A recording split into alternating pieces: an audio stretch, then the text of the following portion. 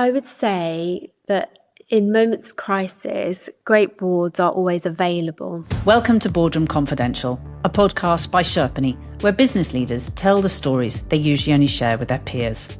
Each episode, we have 3 items on the agenda: pressure, lessons, and boardroom dynamics.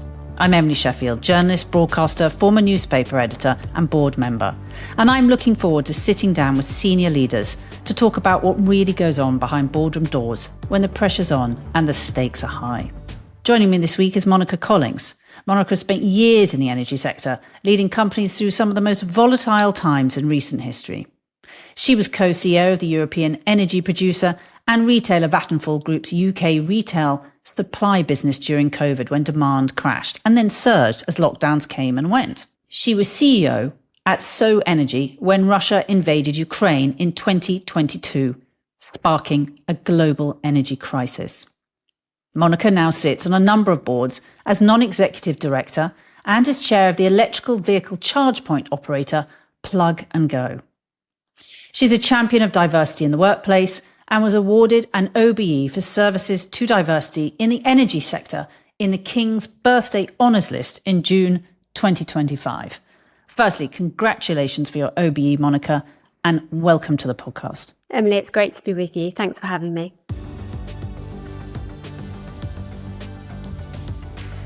Let's get into it. And we always start with boardroom pressure, of which you have experienced a great deal.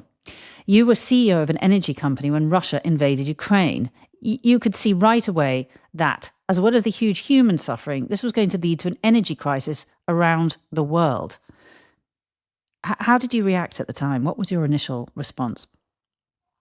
So I think as a sector, there were signs that something was happening before the invasion actually into Ukraine happened. And so we were alerted to signals just because the volatility that we started to experience in wholesale energy prices as a result of some of the actions that Russia had been taking around supply. And that was a challenging time, because certainly for the business that I was leading, we'd just gone through a significant acquisition of the majority shareholding of So Energy, and merging 2 businesses together. And so we were very focused operationally on delivering outcomes for customers and bringing the 2 businesses together. And at the same time, at a macro level, this kind of global challenge was presenting itself. And so I think for me, really one of the key moments was after the transaction happened and we could see this sort of spike happening in the wholesale energy prices, thinking with agility and responding to that, and considering very carefully how to engage stakeholders on what we were experiencing and how that meant adapting our plans in order to respond to that evolving landscape. So significant pressures happening within the business as a result of what we'd just been through, but also the external factors that then caused us to have to rethink where we were as a business. And how did the board respond, and how were you interacting with them, and how often? I mean, at that time, very frequently. I think one of the great things about having a board with deep sector experience, but also breadth of experience, is that you can lean on them to really challenge you in the way in which you're approaching things and thinking about challenges in a slightly different way. And certainly that happened during that period. I think that for me, the best boards do 4 things. They challenge, scrutinise, they support and they advise. And in moments like that, you need all 4 of those things to happen to enable you to get the best outcomes. Can you remember a particular piece of advice or support or one thing looking back that stuck out that a particular board member or the board did that you think was helpful at the time to you? I would say that in moments of crisis, great boards are always available. The number of times that we met outside of core working hours, having that flexibility and being able to draw on people and use them in those times of need is absolutely essential. When people join boards, often they think there's quarterly board meetings, you turn up, it's very structured. The reality when you're in those challenging times of adversity is you have to be always there and present and available.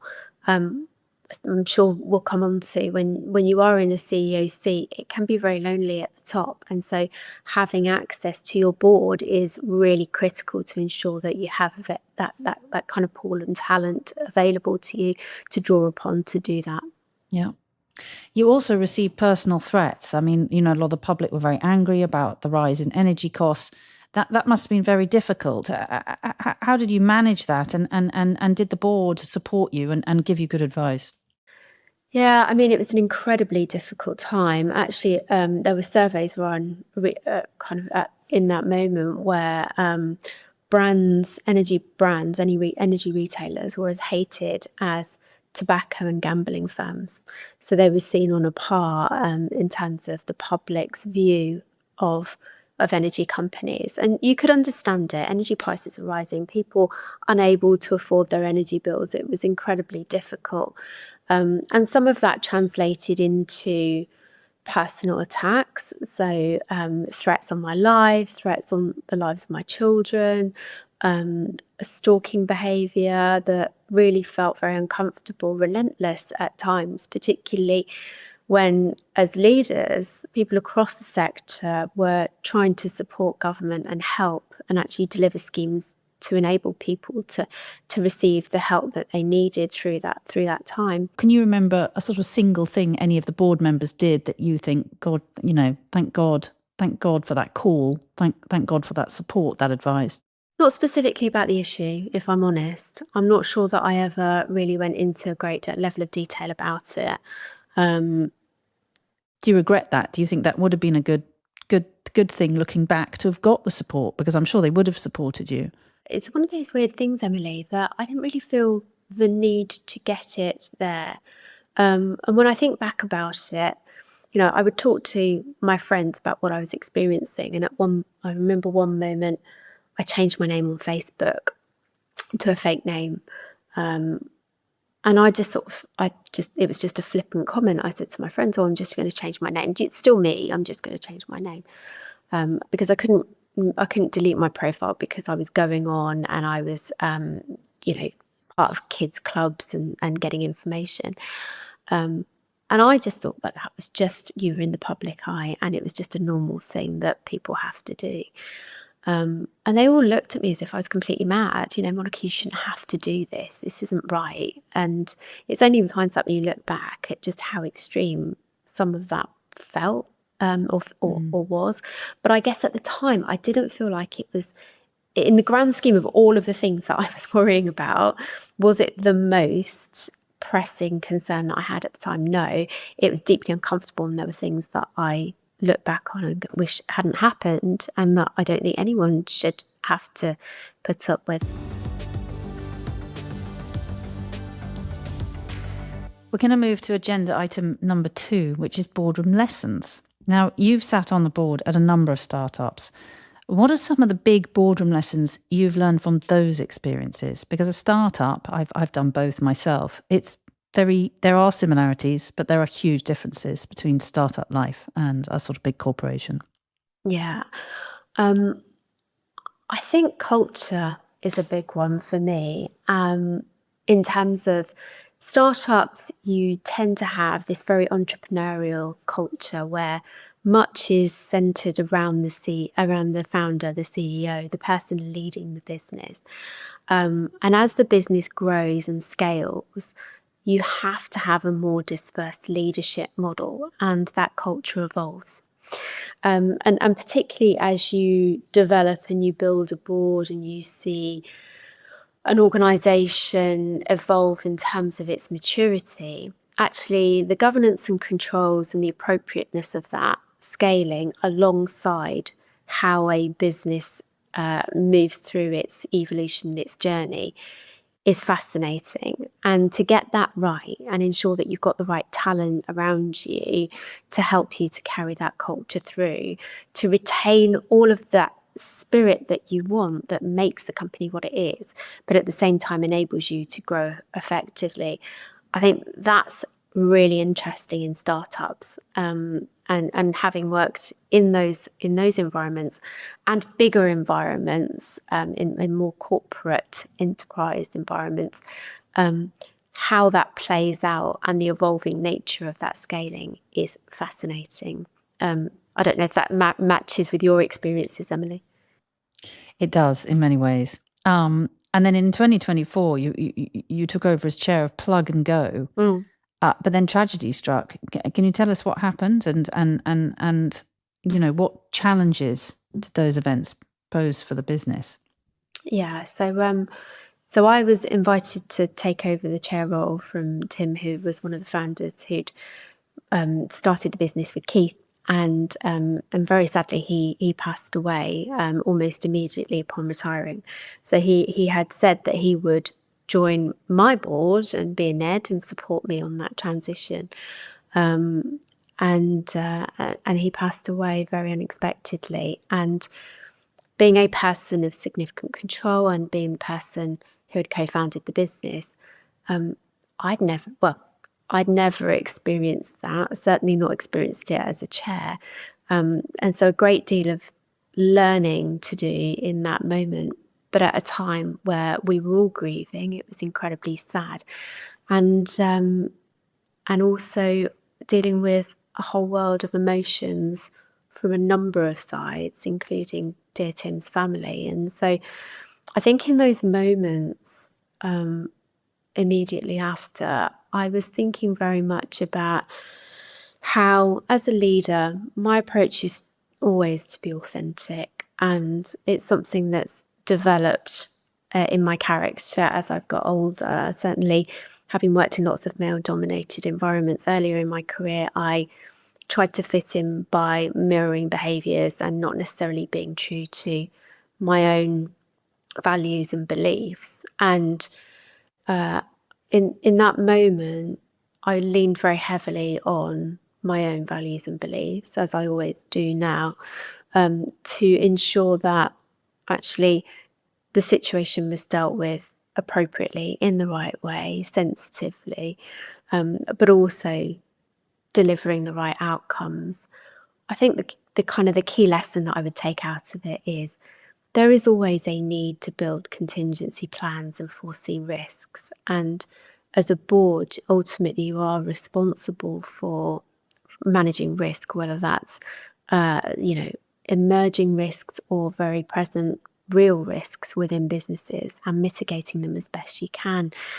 Part of good board conversations are to regularly revisit how you view risks and the way in which you approach them, and kind of the risk appetite profile that you have for that type of organisation. I think coming back to the point around startups, often information isn't necessarily as well documented as you might expect in sort of bigger corporates, or accessing information might be more challenging. And so getting ahead of the game and understanding that some of these things might crop up and very unexpectedly happen, and trying to plan as best you can.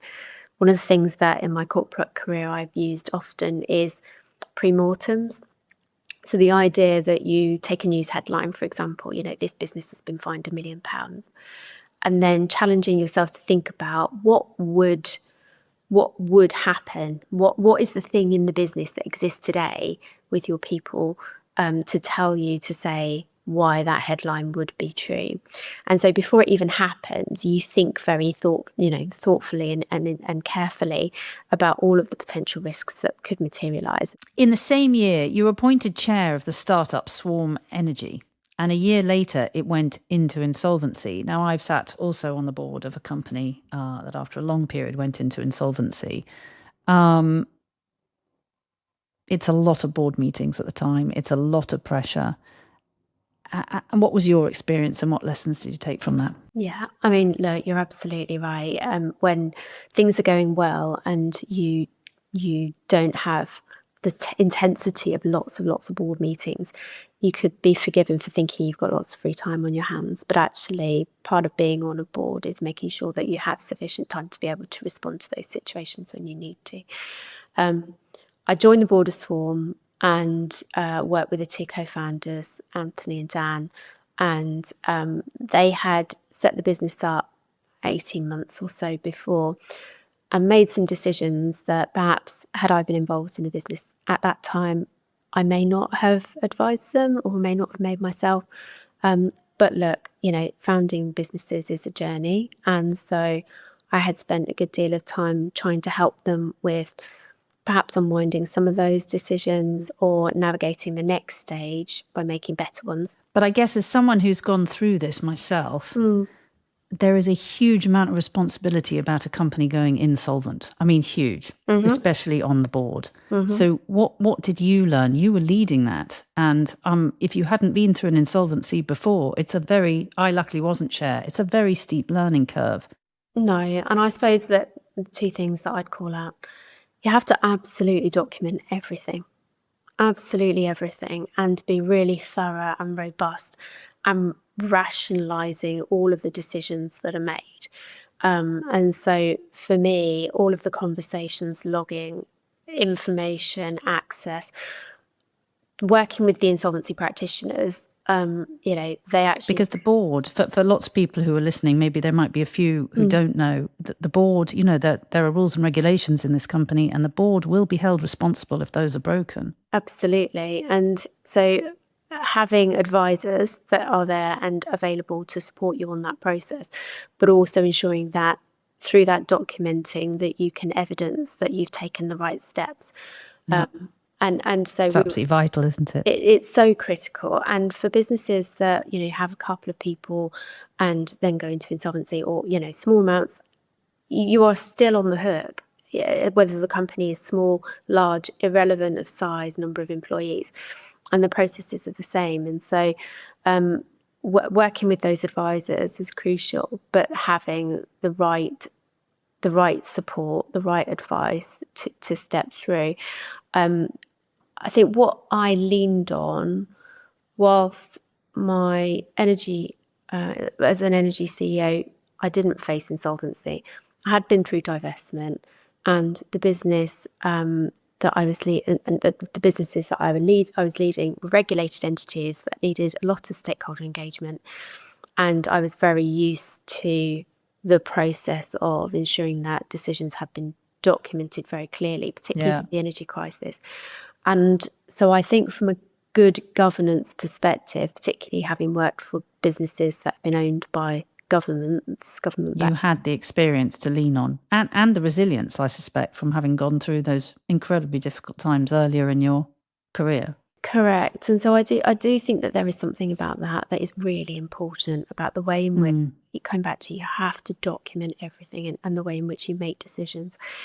And I think that decision-making process, having people available, I mean, again, we were convening the board sometimes a couple of times a day during that period, in order to be able to make sure that we were collectively making decisions, that everything was clear, that we could be really transparent. When we then ended up going through the actual insolvency process and having to complete all of the forms and submissions and document everything, it was far easier because we had all of that available to us. So agenda item number 3, it's boardroom dynamics, which we have just touched on. But I was interested particularly because I'm a woman too, is how much progress has been made on increasing female representation in the boardroom, do you think? And does it differ sector to sector? It does. I mean, there are some sectors that do incredibly well with having women on boards, retail being one particularly. The FTSE 350 is making progress in female representation. For my own sector, for the energy sector, it's been a little bit less pacey than we would have liked. So I chair the board at Powerful Women, which is the organisation that represents gender within the sector, and the goal is to try and reach 40% female representation on boards by 2030. In your particular sector, in the energy sector? In energy, yeah, and for that to trickle down through leadership, executive team leadership, and to what we call middle management. The energy sector is the second worst sector of all for female representation, coming only second to construction. So even farming and agriculture has more women working in it than the energy sector, which, given it is such an important economic driver of growth and the fact that we're all working so hard to deliver net zero, it's difficult. It's staggering to imagine. And has such a huge effect on domestic household bills, which, you know, a lot of women run. Correct. Absolutely, Emily. And so I've sat as the only female chief exec of an energy retailer. I've often been the only woman in a room, whether that be with stakeholders, whether that be in boards. With a lot of the boards that I sit on, I'm either the only woman or one of only a couple. The dynamics, coming back to the role of the chair, I think that is important in the way in which those conversations play out. I think women often feel that they have to be the poster girl. I certainly felt that you have to take on the whole weight of womankind on your shoulders to champion the gender card in those conversations and represent. And until you get to a position of scale where you see that tipping point where there are more women, it can be quite challenging. There are moments where being the only woman can allow you to bring a different perspective. And if that's welcomed, and unfortunately, That's an advantage. Absolutely. And particularly, as you say, in, consumer organisations where you're representing the views of half the UK who are consuming energy, it's really important. So that's sort of how you have the freedom to challenge norms without being in this sort of echo chamber, I suppose. As a woman, you shouldn't necessarily be limited. You should be liberated to represent the views that you have. And I think it can sharpen your strategic insights around how you represent that voice. I've been lucky. I've sat on unbelievably diverse boards. So I've never encountered any misogyny on a board, but I certainly have in the workplace. And have you encountered it on any of the boards? And if so, how did you counter it? How did you deal with it? So yes, I have. And I think from my experiences, it's the most challenging part is, and I'll talk about voice, is if you get consensus in a room, whether you're male or female, but you've got a majority and they are of one gender, and you're the only voice that has a different perspective, it can be very hard for that to cut through. I think often we focus on the conversations that happen in a boardroom, but that is not the only role of a board. And so where you are marginalised, often it can be effective to have positive relationships outside of the boardroom with your peers on the board, but also with the management team and across the business, that allows you to represent your thoughts and views and have a voice, particularly if you think it's going to be controversial or different, to warm up those conversations. And this comes back to classic stakeholder management. I suppose I see it as a really important part of a NED board chair's role to be connected to a business, to really deeply understand it, not to meddle, but to understand what's going on and to have conversations outside of the boardroom that enable you to do your job effectively, whether that's visiting sites or thinking about, who on the exec would call you for advice and support, and the role that you take outside of the boardroom, which committees you sit on and how you connect. And you make yourself valuable in that sense, so that in those boardroom conversations, you do have the opportunity to be able to share. And it does come back to culture again. If you've got a board that is setting the tone from the top, that is open and respectful, that's the culture that you're going to get, and people will feel able to share that voice. Some boards really just don't want that. And I've seen examples particularly where there's a big swing, a balance of investment directors, with particular agendas, and, an independent NED offering an alternative perspective that doesn't necessarily align, but challenges them. If they're not open to it and they're not welcome to it, you might find that you're in the wrong place, and that role is just not offering the value that you think that you could contribute. Monica, it's been such a pleasure hearing your stories and insights. And we'd like to finish with one final question. If you could go back to your first board meeting, what would you tell yourself? Great question. I think I would say, don't try to be the loudest, try to be the clearest, and listen more than you speak. But when you speak, really make it count. Monica Collings, thank you so much for sharing your boardroom stories with us and giving us your time and commitment. Emily, it's been a pleasure. Thanks so much for having me. You've been listening to Boardroom Confidential, a podcast by Sherpany. Sherpany is a leading meeting management solution designed to meet the unique needs of the board committee and executive meetings. Find out more at sherpany.com. And make sure you subscribe to the Boardroom Confidential podcast to hear more business leaders tell the stories they usually only share with their peers.